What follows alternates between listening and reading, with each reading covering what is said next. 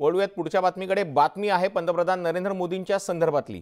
तब्बल 10 वर्षांनी देशाचे पंतप्रधान नरेंद्र मोदी चंद्रपुरात येत आहेत। चंद्रपुरातल्या मतदारसंघांवर भाजपने आपलं लक्ष केंद्रित केलेलं आहे। सुधीर मुनगंटीवार यांना भाजपने मैदानात उतरवलेलं आहे।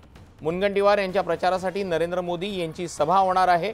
चंद्रपूर, वणी, अरणी लोकसभा मतदारसंघाकडे भाजपचं लक्ष लागलेलं आहे। भाजपच्या ताब्यात असलेला हा मतदारसंघ 2019च्या निवडणुकीत काँग्रेसकडे गेला होता। त्यामुळे मुनगंटीवारांसाठी ही सभा आणि ही निवडणूक महत्त्वाची असणार आहे। लोकसभेचं आपण महाभारत पाहतोय। चंद्रपूर जिल्ह्याचं भाजपने इथून माजी मंत्री सुधीर मुनगंटीवारांना उमेदवारी दिलेली आहे। सुधीर मुनगंटीवार माजी अर्थमंत्री राहिलेले आहेत। सध्या ते वनमंत्री म्हणून कार्यरत आहेत। तर काँग्रेसने प्रतिभा धानोरकर यांना उमेदवारी दिलेली आहे। प्रतिभा धानोरकर या दिवंगत काँग्रेसचे खासदार बाळू धानोरकर यांच्या पत्नी आहेत।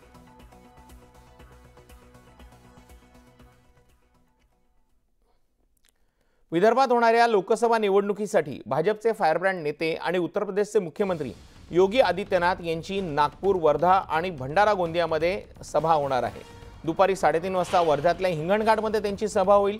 त्यानंतर संध्याकाळी 5 वाजता भंडाऱ्यामध्ये, तर नागपुरामध्ये नितीन गडकरींच्या प्रचारासाठी पश्चिम नागपूरमध्ये रात्री 8 वाजता त्यांची सभा होणार आहे। या तिन्ही भागांमध्ये उत्तर प्रदेशामधून आलेल्या नागरिकांची संख्या मोठी आहे। त्यामुळे योगी आदित्यनाथ यांच्या निमित्ताने हिंदी भाषिक मतदारांवरती भाजपचा डोळा असणार आहे।